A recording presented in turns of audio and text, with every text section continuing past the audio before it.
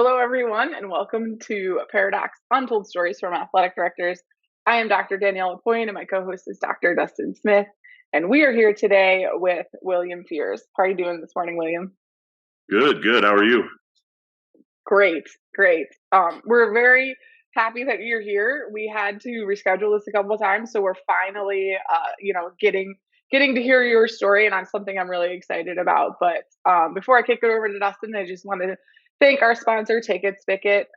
They make all of our episodes possible, so thank you, Take It Spigot. And Dustin, how are you doing over there today? Man, I am awesome. It's a winter wonderland here in Greenwood, Arkansas. We've had a battle with Mother Nature, and it's been a battle to try to get this episode recorded. But Mother Nature doesn't win this time. I'm honored that we get to have Coach William Nicole Fears on here with us as we have this episode, and Will and I have become really good buddies. We talk almost every day via text, if nothing else. Will's an athletic director in Oklahoma, and we'll talk about exactly where. But more importantly, I've gotten to spend some time with Will. A lot of conversation about a lot of different things in our profession. Will, little known fact, came through clutch for one of our previous guests, and Doug Kilgore, at the Oklahoma AD conference one year. Doug and I were there to teach and present, and Doug was battling the elements, I guess we could say. He was frigid in some of those rooms. The AC worked really well, and Doug was without a coat. And Will was driving back and forth from his home, and he brought Doug a coat for the second day of that conference. So Will came in clutch for Doug, and I know Doug was appreciative of that. But more importantly, Will and I become good friends and spent a lot of time discussing a variety of things. And for some reason, he calls me and asks for my advice. It's And a mistake. so you can question whether or not he's got any credibility with his being an athletic administrator. You can blame me, whatever you want to do. But man, Will, I'm excited to have you on here. We've talked about this for a while, and I'm glad to get you on here. Yeah, I appreciate it. The guests that have come before me is an honor to be on here, and a lot of those are athletic directors I look up to, and so this is a great privilege and an honor to get on here and hang out with you guys. Notice he said guests, not hosts, Danielle. He said the guests that have been on here previously, he's honored to be on here with. After hearing what you just said and calling him Nicole, I don't blame him. I don't blame him at all. Not even to call him out about that. Full disclosure, that was his name and his handle when he logged on to the website or to the Zoom. So, Will, let's talk about that a little bit, because I know you'll talk about Nicole and your kids, but let's talk about what makes Will outside of being an athletic administrator. Tell us what the resume doesn't tell us. Yeah, so originally from Oklahoma, I grew up, and there was a few things in my life that were always constant. It was sports, and it was my faith and family. And so, I knew I always wanted to do something that had to do with sports. My dad used to joke that if turtles were racing on TV, I would have it on TV and watching it, because I just loved the competition. I love sports. But I didn't know exactly what I wanted to do. I got into professional sports. I worked for the Minnesota Twins. I worked for some minor league teams. I worked for some colleges doing ticket sales. It was kind of my goal to work in that world, but I realized that I had a greater calling, a greater purpose. It was ticket sales. It was very, like, what have you done for me recently? How much have you sold? And that wasn't who I was. I was in a place where I wanted to give back. I wanted to serve. I wanted to be involved with kids. And my wife is a teacher, Nicole, the before mentioned Nicole. She's a teacher. What's she doing? First grade now. And so I thought about it. My dad's side had been teachers, and so I was like, maybe this is something I wanted to do. And so I went and interviewed with a principal, and he offered me. He said, I wanted to coach football originally, but they were actually doing away with the program at that time. And he's like, I have a junior high baseball job. And I was like, I don't know anything about coaching. I played baseball my entire life. I don't know anything. I was like, this will be fine. This will be easy. And so I got into it. I was teaching sixth grade. coaching baseball, and the rest is history. And so I'm all about, you know, the school I'm at is very family oriented, and so family is incredibly important to me. Like you mentioned, I have two girls, Rosalie and Reese, and then my youngest is 9 months old, Rigsby. He's the boy of the family, and so I'm excited that we have a boy now. And you know, if I'm not up at the school, I'm usually hanging out with them. They keep me busy, and so that's really me in a nutshell. If it's not school, it's family, and it's not that. You know, I'm involved, do a lot with my church, and men's group with my church, and involved any way I can with them as well. So Now, I'm just going to say this. I am highly disappointed right now, Will, that not one mention of our beloved Oklahoma State Cowboys came from your mouth. And I know you're an avid Oklahoma State Cowboys fan. Yeah, yeah. You know, I guess we did just beat Oklahoma recently, and so that's a good thing. But you know, they rub me wrong a lot these days, so I try to, you know, it's like that, you know, the cousin that you love but you just don't want to talk about. You know, they're there, and you know, you support them, but man, they drive you crazy. Yeah, it's a love-hate relationship. I get That's how I feel about Dustin. Wow. Wow. Okay, that's how we're doing today. I'm ready. It was too easy. I felt like it was just lobbed to me, so I just like, well, let's talk about. We talk about your family. We talk about your faith. We talk about where you're at. But let's dive into where you're at exactly, so people know and can paint on a map in Oklahoma where you serve as athletic administrator. Yep. So I'm at Santa Fe South Schools in Oklahoma City, Oklahoma. So basically, right smack dab in the middle of the state. It's a crazy area because a lot of, you know, state U.S. highways run right through Oklahoma, so you can pretty much get from L.A. to D.C. running through Oklahoma. I-40 and I-35, kind of a crossroads right in the middle of the United States. So let me ask you this question, just for our people that struggle with time zones. What time zone would that be in? That would be the Central Time Zone. Okay. Do you get that, Danielle? No, that was not directed towards me. No, I don't have any issues. I had an issue with Arizona. It was one time, and that was an exception. Oklahoma's fine for me. Okay, anyway, this isn't about bashing Danielle. This is about talking with Will. And for some reason, Will, can't say for some reason, Will's gotten involved at the state and national level. He's serving on national committee. Is it awards? Is that what you're serving on? Yeah, serving on awards. And I mean, that's how big time Will is.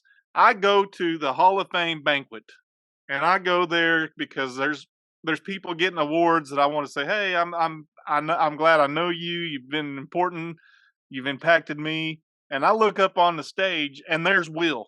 Will is front and center on every shot because, I mean, that's just how big time Will is. And I guess I failed to realize that, so I need to apologize now, Will, for failing to recognize your level of importance in the NIAAA. Listen, like you always tell me, it's about our serve. And so I get to help the absolute giants in the Hall of Fame in our AD world walk up and down the stairs, make sure I don't drop them. And that's why they pay us the big bucks, so that way we don't drop these Hall of Famers as they walk up and down the stairs and to receive their award.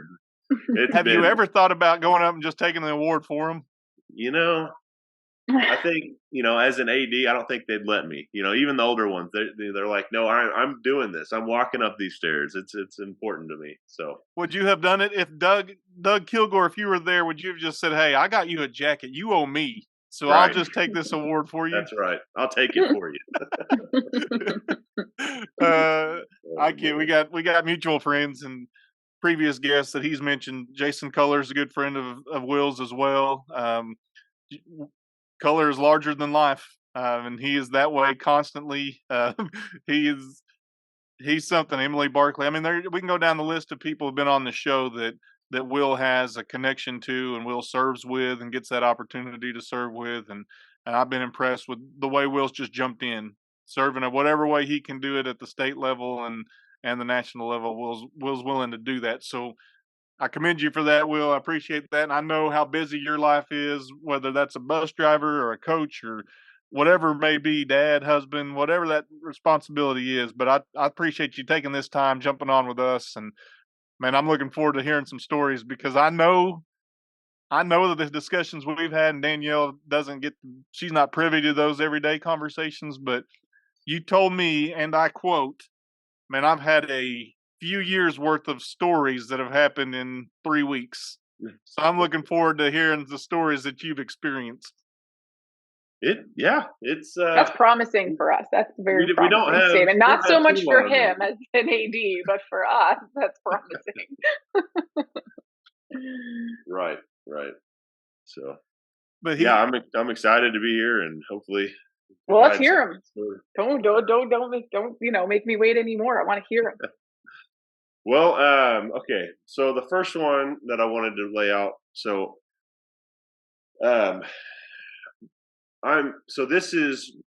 so last year I was able to take on a position where I was finally in charge. I was finally in charge of my own athletic department. I had served under some people for a few years, and last year I was the guy. I was in charge of the athletic department. I was like, all right, here we go. Let's do this. So I had inherited my staff, and we had a coach who was a lay coach, which Danielle, I don't know if you know, that means they don't work in the building. I don't know if you know. Off campus. I call them off campus coaches. Yeah, that one. There we go. What did you call it? We call them lay coaches. I have not heard of that before. Is that what you call it, Dustin? Do you call That's it lay what coaches? I call it. That's what everybody in the world calls it, except people in Florida, apparently. Come on, man. Off campus coach. Anyways, off campus coach. So there we go. So he was one of my coaches, and I had never met him before because his season was later on. And there just hadn't been the opportunity to meet him. And one night, this is before I discovered what sleep mode was in my phone, which I wish I should have learned about that a long time ago. But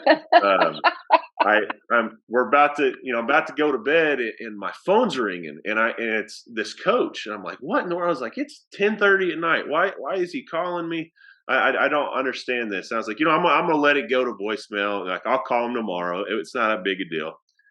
Well, I go in the other room, I come back, and it's ringing again. And I'm like, man. And I asked my wife, I'm like, should I answer this? Like, I don't, if I answer this, he's going to think he can call me anytime, what should I do here? And so I answer it. He's like, Coach, he's like, I'm at this little league game, and I'm coaching, and this parent just jumps me in the parking lot. And I'm like, what? Like, what is like, it? What like jumps, like fights, or just jumps? Yes, like fights. Like fights. They were out in the parking lot, and I was like, okay, tell me a story. And the story was, he calls you, though, not the police. He calls you. Correct. Exactly. And I'm like, okay, first of all, nice to meet you. My name's Coach Fears. I'm your new athletic director. So wait. You've never even met this person before? I've never met him, never talked to him on the phone, maybe an email. It was very brand new conversation. And so I'm like, what is this?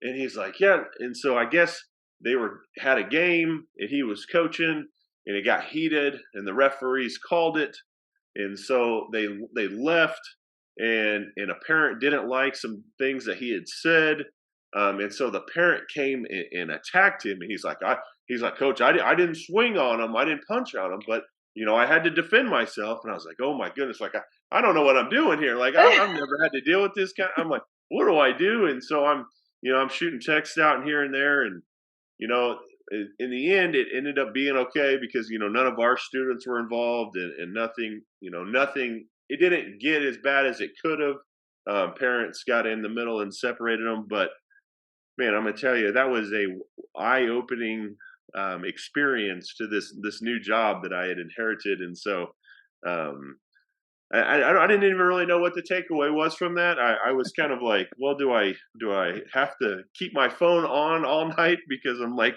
who knows what's going to happen, or do I utilize this very exciting thing called sleep mode where people don't have access to me after certain hours? But I'll tell you, that was just kind of I don't even know, like a foreshadow of what was going to happen the rest of the year. It was a crazy year last year, but that was very exciting event. I think there's a lot that you could take away from this. I mean, just this is a perfect example of like, once again, we've said this before, but like why we started this whole podcast is because getting called late at night was something I remember happening all the time, and to have the others, you never knew what you were going to get, right? That was always my fear. Whenever my phone rang later, that was always my fear. Is like they're only calling me this late if it's not good. No one calls me that late to be like, you know. Right. So I think that you need to be prepared for those type of phone calls, but what they're going to say, like I just got jumped in the parking lot, isn't something that you're going to be prepared for. Right. No matter, I mean, yeah, that's especially not even knowing them. I don't even know how I would have handled that situation when I don't even, it's different if it's a coach you like, have a relationship with and they're like, this just happened. I'm giving you a heads up. Like, do you have any advice? Blah, blah, blah. But instead, you're like, what? Who are you? I've never met you. Like, Right. And he was terrified because he was a new coach that year. He's like, I had just taken this job, and he's like, it's kind of a in his that part of Oklahoma City, it's a very prestigious school, and so like he's very worried that he's going to be on the news, and he's like, I don't know what to do, and he's freaking out. And I was thinking, I'm like, I don't know what to do either. Like, let me see if I can figure this out. Let me text somebody or let me call somebody and see what's going on. And did the luckily we police got it all worked out and everything was okay. But did the it police was ever get involved? no, they did not. Thank goodness. So let me ask a couple of what I think are obvious questions from my viewpoint. Uh-oh. Here we go. One, when that conversation happens and you admitted that you didn't know and you're just like, okay. But one, how to get your phone number to begin with? That's a great question. That is, I'm sure. I honestly have no idea. I ask that question all the time when people call me. I'm like, I never gave you my phone number. How do you have my phone number? So I'm sure somebody shared it with them. So he got your number. So did caller ID say it, or was it just a phone ringing? Did you It was just know a it was phone his number? ringing. Yeah, it was just a phone ringing. Oh, see, I've got a life philosophy. If your name's not attached, I usually don't answer. That's why I got voicemail. That's valid, but once he called multiple times, though, Right. makes you kind of That's question. what got me. Yeah. Right. The first time you're like, yeah, it's fine, but it just kept going over and over again. I was like, okay, this is probably somebody I need to answer. Yeah. Yeah. That is. I can't wait to hear your other questions, though, Dustin. That was a good one. I'm going to give you that. Okay, so that's the first question. Uh-huh. The second question I have is, I'm trying to put myself in your shoes, and you said this is a lay coach, right? Right. Did the coach get laid out? Like, was he knocked down? Was he? There it is. That's what I was afraid of right there. No. Luckily, I think it was just, it was like pushing and shoving, and nothing like too violent happened, and so like what we see in NBA games when they all get off the bench and they just right. Hey, so this was fight. Right. This was a visiting parent. Well, no, so I'm not. I assume so. I don't remember exactly because it was like a little league style like event, so it wasn't like So the a game school had nothing to do with like. Well, I see what you're saying. So the game had nothing to do with your actual school. It wasn't your game. It was right. He did this on the side, but he didn't want it to affect his job. I see. That's even worse. That whole situation's even worse now. Now you're getting called and it has nothing. I thought maybe okay, no. Yeah. So can I ask my third question now? Yeah, go ahead. Go ahead. Mm-hmm. So you said you asked your wife, should I even answer this? And I'm just wondering, what was that conversation like when you got off the phone multiple times? What was that conversation like with your wife? Well, see, she's a lot smarter than I am, and so like I wouldn't be able to do this job without her. But she was like, "Well, I'm glad you answered it," but then she was like, "All right, everybody going to just start calling you at night now?" Like she's more worried about, I'm going to have to be answering the phone all hours of the night. And I'm like, well, maybe so. Maybe that's what I got signed up for. But you never know. I mean, when I was at the collegiate level, I used to tell my coaches, "Hey, I can't help you if I don't know about it. So don't let me read about it in the newspaper. Don't let me watch it on the news. If something goes down, call me." And sometimes that was tough, getting a phone call at 2 in the morning. Then I got to call my boss and say, okay, this is about to happen." Right. So, I mean, I understand that process of just trying to have that conversation. Um, is said coach still employed? He is. He Oh, is. so Yep. that it didn't impact his job. Mm-mm. Okay. He was No, because I mean, attacked. He was attacked yeah, in a parking lot. It's not like he was the instigator. This poor man's doing like an umpire side gig and gets beat. yeah. No, this It was. is He's Got actually doing shoved, got pushed right. uh, around a little. It wasn't a full-fledged Donnybrook. I would say jumped was the he's a word pretty used. tall individual, so I think it would take a pretty hefty individual to take him down. So Still, no, it's been crazy because I mean, even since then, I've had to. There's been issues that have popped up in the middle of the night where my phone does ring and I have to go. Like for instance, a bus broke down one time and I had to go get a bunch hmm of kids, and so it's definitely something. I've had that It's a happen fine too, and line it's for not a sure. yeah. Those are not fun calls to answer. I've had the same situation where there was something was broke down the side of the road, and you're like, "Well, here I go." Right. Yeah, you have to So be it's ready for those weird late night phone calls. Not fun by any means, but they are going to happen in as an athletic director for sure. right. Wait, so Uh, you said that this was foreshadowing though. Like, so what happened after this? Well, it was just a crazy year. I'll just say that a lot of crazy events happened.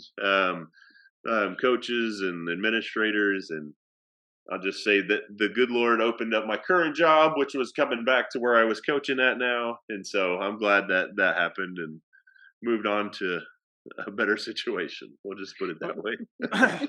we had numerous conversations last year. We'll just go ahead and fire Yes, that out there. yes, definitely.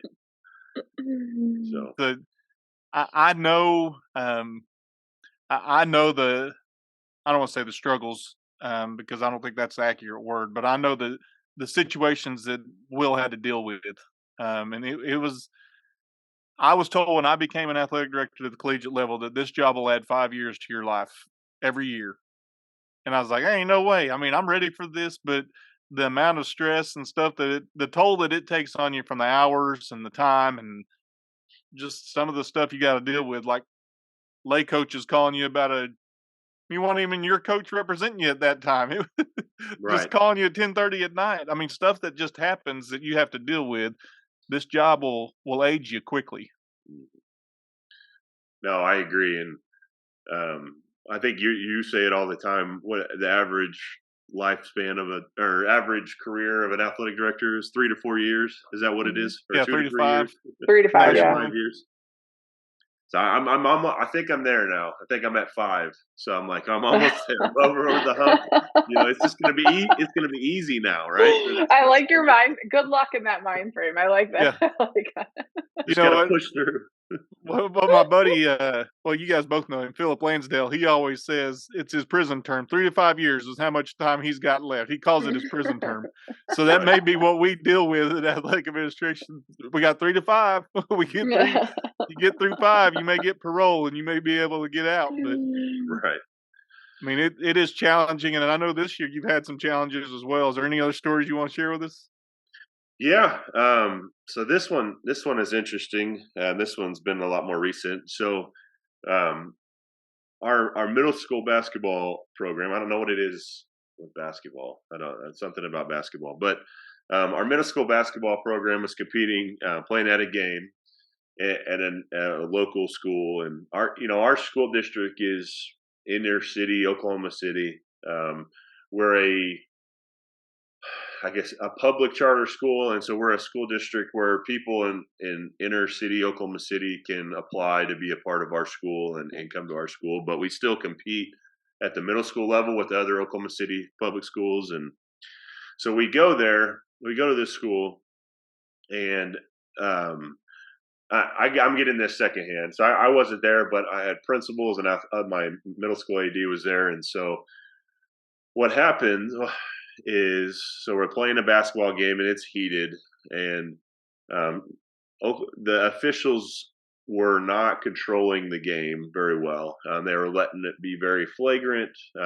Things were a lot of pushing and shoving, and they weren't doing a good job. And the parents were getting very rowdy, getting loud, and one of our players and one of their players, is jawing back and forth, and the officials break them up, and they continue playing. Well, all of a sudden, one of the loud parents decides she's going to walk onto the floor during the game and start chewing her son out. I mean, just like she walks, I'm like, what? So she gets on there and she's like chewing him out, like telling him, like, stop acting like that, change your behavior, blah, blah, blah. So she gets escorted off, which I don't understand why she was even allowed to still be in the gym after this, but they're like, you need to go sit down. So she goes and sits down. Well, it continues. One of our players, who I would say is a drama queen, a diva, he's running by her. And in this gym, the bleachers are dang near like on the court. I mean, it's like, oh no, no. So he runs past her and he trips and he falls. Well, they lose it because they start saying, she tripped me. Oh my goodness. This leads to an absolute, not a brawl, but they lost control of the game. After that, people start getting into it. The parents start getting onto the court. The police have to get involved and start separating everybody. They eventually call the game. Our principal that's there, he's like, y'all, go to the bus. Like, basically told our teams, go to the bus, get on the bus, we're leaving, we're getting out of here. So they leave. We go, and I get the phone call, I hear about it. And so we address it the next morning, and our principal gets up in front of the teams and says, like, hey, you guys, you did a great job when things happened. You didn't get involved, like, you left. We did everything we were supposed to. You didn't start fighting. It was a great deal. So they leave. Well, we go and we watch the video, and the mom never trips the kid. She never tripped. And so I'm like, so what happened? And basically, the jawing and the fighting and the arguing just like over exploded, and it basically, the kids blew it up, and basically I got duped, right? So we're up there and we're sitting there and like, you guys did a great job, blah blah blah. But it turns out, like, our kids just weren't acting right, and they fed off of the bad behavior of the parents and and the refs not controlling the game and the administrators not helping. And so, just long story short, it really, I don't know, it's really taught me and my ADs that, like, you have to obviously go and do your own investigation. But it's just really, it was an interesting situation because, like, this mom of the kid that was, she's like, I want to press charges, like, I want to go after this mom, like, all these things. But like, her son was never tripped. The video shows that it was never tripped, but because what she saw from the stands, it looked like she was tripped. And so that, that's bled into this big ordeal, and we finally got things under control. But I was like, are you kidding me? The kid that fell was from the other team, correct? No, it was our players, one of our players. So all right. So I just want to make sure I understand that. Yeah, it was a lot. Okay. It's a lot happening. Okay, so the mom is chewing her own son out, right? And she's only talking to her own kid. So the fact that now this mom is being accused of, like, going after someone else's kid doesn't even make sense, right? Because that's not even what mom was doing. Mom was mad at her own child at that point. But Right. now someone's accusing of mom on same team tripping kid on same team, like, and was trying to get her kid to act right. Like, it doesn't even really make sense to me. But so first, that's all very crazy. But then on top of that, what you just said about your own investigation is something I also learned very, very early on, because coaches will come in and say one thing, another coach will come in and say the other, or a kid will come in and say one thing. And or a parent, and you just don't know. So you just always have to listen and say, "Thank you. I will look into this." And then you have to find out what's actually happening. And it's very rarely 100% told correctly to you by one person the first time. That is like a very important thing that I learned very, very early on. So that's a massive takeaway. I think you were touching on a huge takeaway right there. Well, and you can't just jump on that because somebody says it. Yeah. Just think if you reacted in a way and said, "Oh, okay, so this is what really happened," and it wasn't any anywhere close to what I mean, there's parts of it that happened, but it wasn't what was relayed to you. And so I used to be told that there's two sides to every coin, and so you got to look at both sides of that. And so I tell my coaches, I will defend you if you are defendable.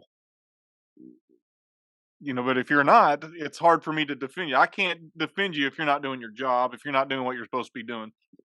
But clearly, this is a situation that it started out bad and it got progressively worse.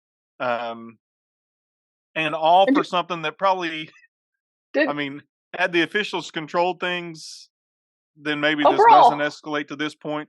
But it escalated to this should not have been a reason why games did not get played.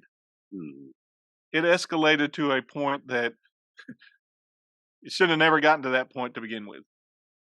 Yeah, I mean, there were so many takeaways from this. Like you said, the officials didn't have control. The administrators on site should have had control of the parents, or at least, I mean, if there's parents losing their minds, like you got that's a part of our job. You can't yeah. impact the play of like they shouldn't be there. Like I mean, and the SROs were there. The SROs didn't do anything. I mean, there were so many issues with this, and I use it also a good teaching moment for my young coach coaching the basketball team. It's like if you see players like that aren't they don't have control or they're getting into the crowd and the crowd. I mean, they're junior high kids. I mean, they're children. They're not always going to make the right decisions, especially at that age. And like this was a very teachable moment for that coach. To say, look, you got to have better control of your team because this, has spun off into something that didn't need to happen. It never would have happened if those kids were removed from the field of play and taken care of and addressed those problems. What was the conversation like with the principal that was there?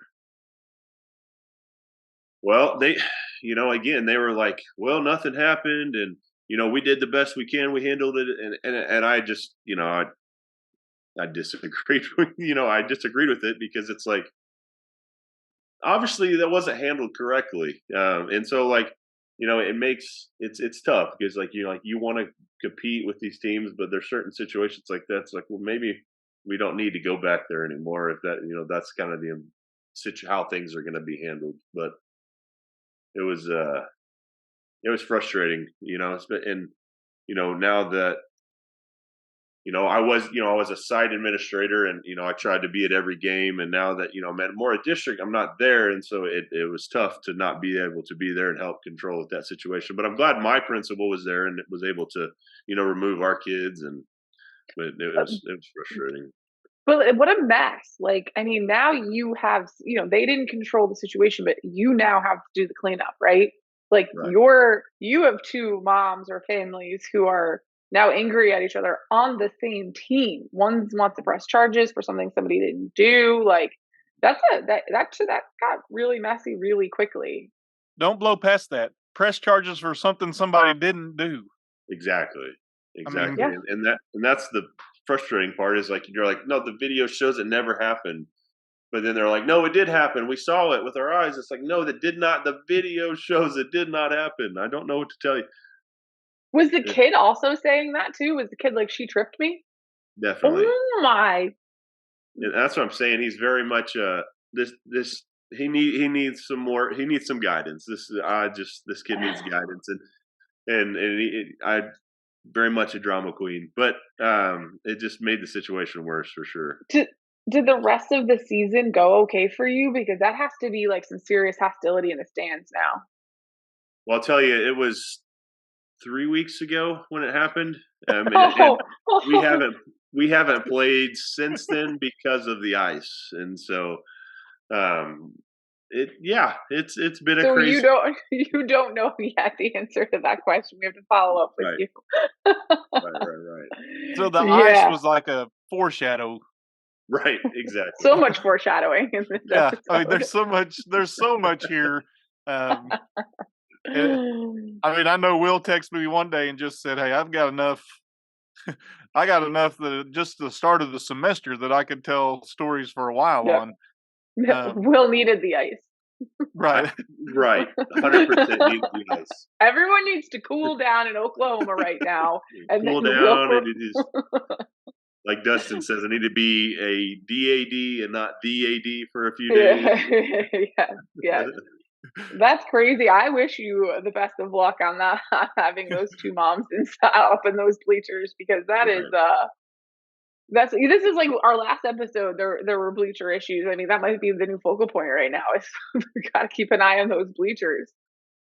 Well, and I just think you have to be willing, as an AD to make those hard decisions. Like if you see an issue happening, you gotta handle it, or you gotta remove them from the situation. Like we don't.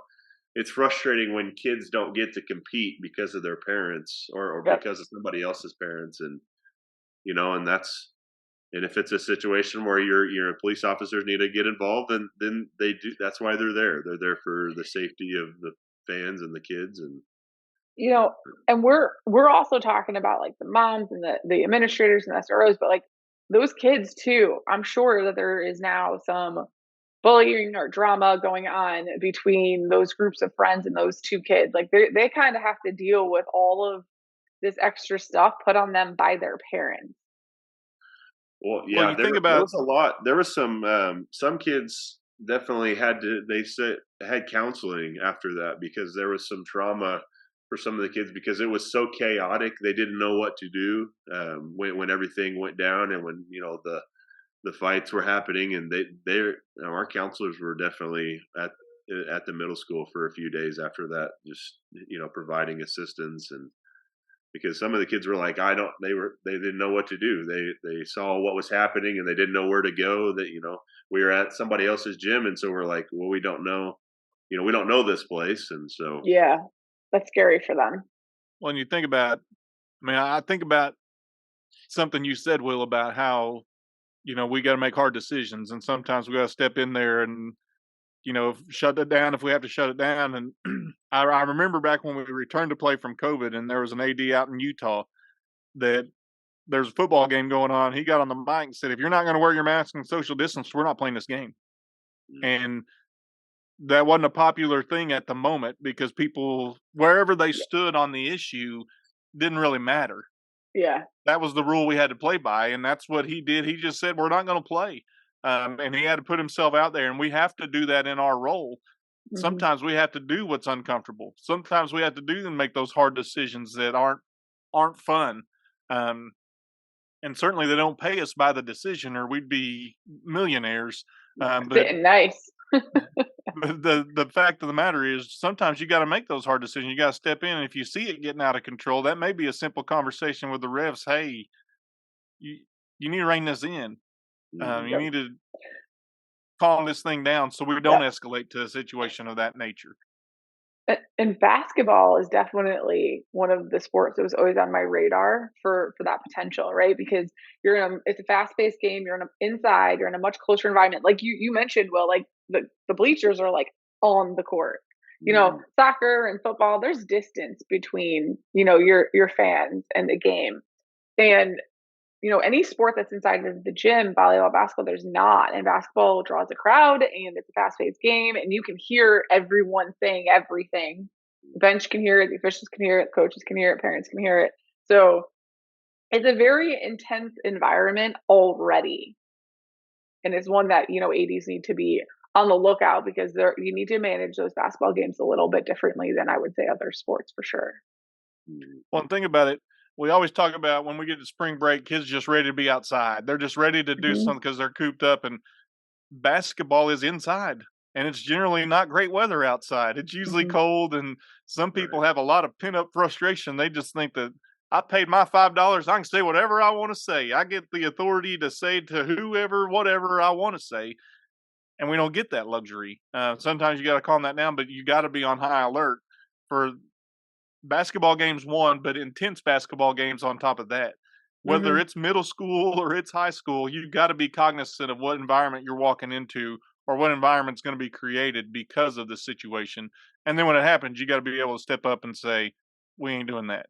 Yeah. Yeah. Absolutely. So We I just know just in two stories, Will, it's involved fighting. Right. Like, do you have any stories that aren't fighting or that aren't associated with you fighting? Well, I got one more for you. Um, it's I had just started coaching baseball, and like I said, we're in a rougher part of town, and our baseball field is right off of Main Street in Oklahoma City, and I had gone back to the ballpark because I had forgotten something there, and I had my family with me, and so we're driving up to the field, and I look and I see something in the first base dugout, and I'm like, "What in the world is this?" And so I walk over there, and a homeless person has gone and made themselves a tent or a home in our first base dugout. And I'm like, "Oh, great, here we go." Like, Is that your like what? home dugout or is that the visitor dugout? That's the home dugout, yeah. Okay. And so I'm like, "What? Like, what in the world is this?" And so I show up, and I'm like, I'm just keeping my distance, right? And so I'm like, "Hey, like you got to go, like you can't be in here," and you know how it is, and all of a sudden, this homeless person runs out of the dugout, and he's like, "Ah!" And he's like yelling at me, and he's got something in his hand, and I'm like, "Oh my goodness!" And so I turn around and I'm gonna go get in the car, and so I Did go and you I run? call. I was still like far enough away. I was like, I didn't feel like super threatened, but he Yeah. was trying the best he could.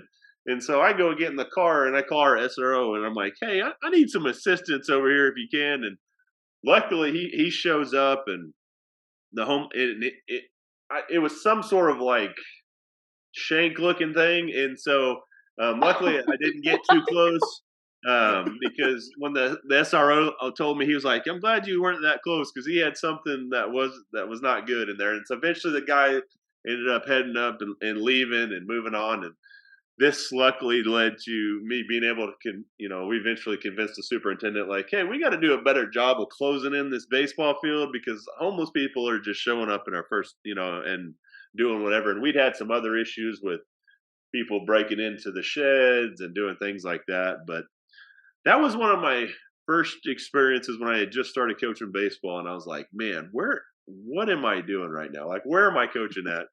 But I don't even know what a takeaway would be for that, other than you gotta, as an athletic director now, like as in the position I'm in now, like making sure facilities are properly closed in and taken care of, or is where I'm at with that. But that story stands out. That was intense. This song, I didn't know what this guy was gonna do, and so Well, on that the was one hand, I'm gonna give him credit because he went to the home dugout. He didn't have a home, so he right. went to the home dugout, There you go. and Oh, made a home Dustin. in the home dugout.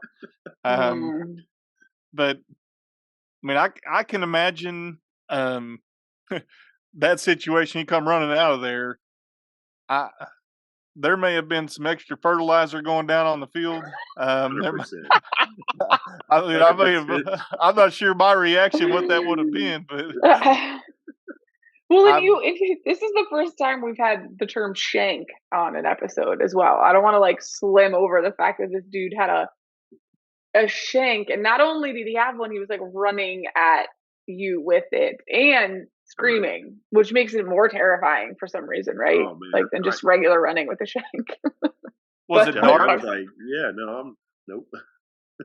Was it dark at the time? No, it was during the day. It was Oh, during the day. So that's even worse, I think. I I could don't at know. I least feel see like that's him, right? no. I don't know. I don't. I mean, so did the SRO remove this weapon or shank or whatever it was from him before he like let him go? Yeah, yeah. It was he actually, when he showed up, the guy calmed down and was like, "Okay, I'm sorry, I was trying to find somewhere to stay." And he, saw the police officer and was a lot more willing to behave and leave and things like that. And so Yeah, Still, that's not acceptable. you little piddly baseball coach. I ain't worried about you, but when Right, the cops get right. involved, Yeah, But how did he think that that wasn't gonna happen? I mean, this is a baseball field, whether you even know if you're in the home or away double, this is a facility that is used and well maintained, and you thought this was a good idea? Like, that mindset right there would tell me, like, maybe he's not in his right mind, and now he's running and screaming at me with a weapon. Like, this is not a good situation for you at all. no, Were you no, and what makes me, I was thinking about, I was like, if I hadn't have gone back to get something, like, no telling what would have happened if like kids showed up the next day, because it was on the weekend when I went up there, and I, the kids show up on Monday for practice, and there's a homeless person in there, or coach, one of my other coaches shows up. I'm like, I'm glad it was like a good deal that I'm glad that I showed up and we got it taken care of over the weekend, because no telling what would have happened if he could have tore the field up. It would have been a bad deal. so So let me ask this question simply because of previous guests that we've had on this show that we've mentioned earlier. Was he clothed or was this person clothed? he was definitely closed. Okay. Oh, But man, I just put a world of fears in William. See what I did there? Yeah, I like it. I like it. Oh, man, that is I really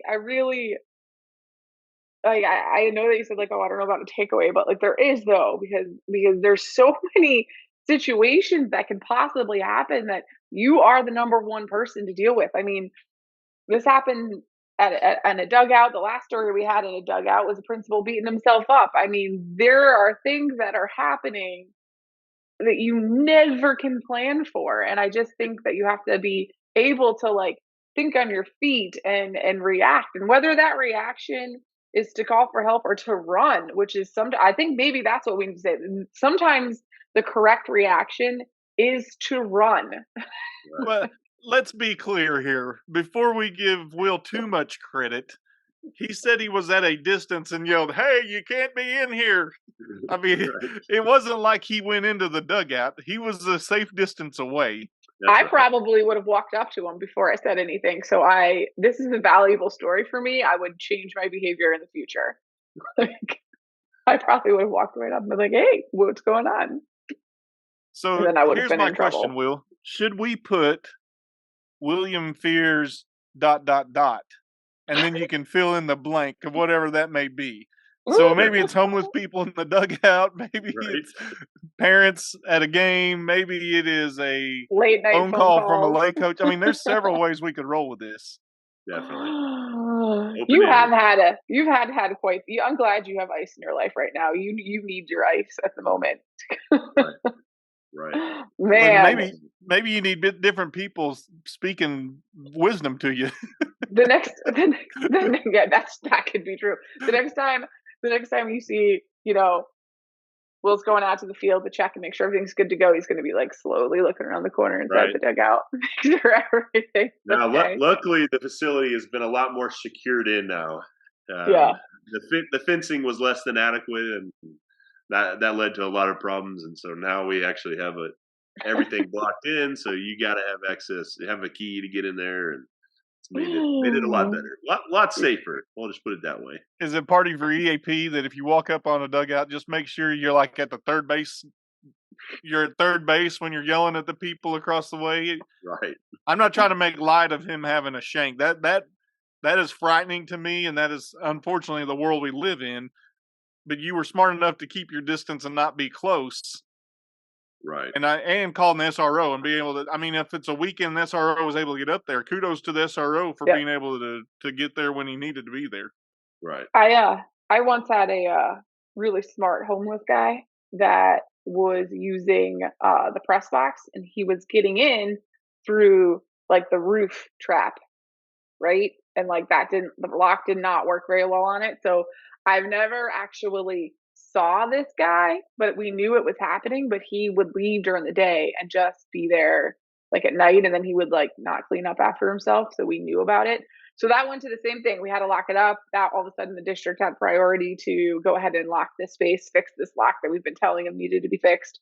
So it was not as scary as your situation, but I actually would like there was for a bit didn't really want to open the door and see what was behind the door when I was up there by myself, right? Like I knew somebody was in there and it was like, is this okay? So it's a nerve-wracking thing for sure, but yeah, locking up your facility is really important.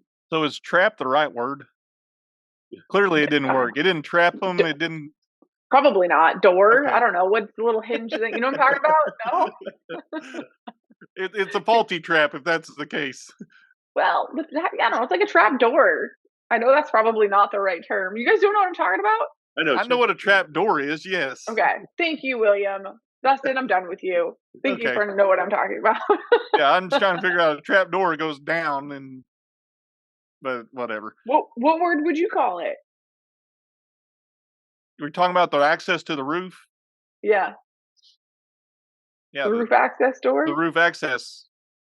I mean, You're not doing any better than me. it's not a trap. I can tell you that or trap Well, sucks. okay.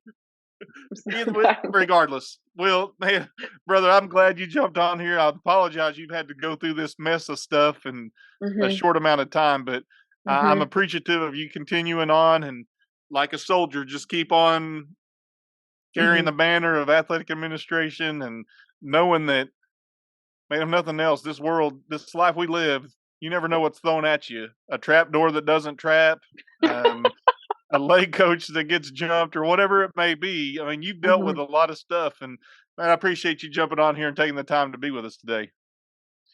Yeah, I thanks for again for having me. And like you and I have talked, that the best part about our job is it's never the same. No one day is the same as the next, and that I love that about being an athletic administrator. And there's obviously days that make you question why you're doing this, but there's days that it makes you happy to see the kids out there and competing and doing what they love, and knowing that you had a little part in making that happen, and it's what it's worth it. But thank you again that y'all let me get on here and be able to be a part of this awesome podcast.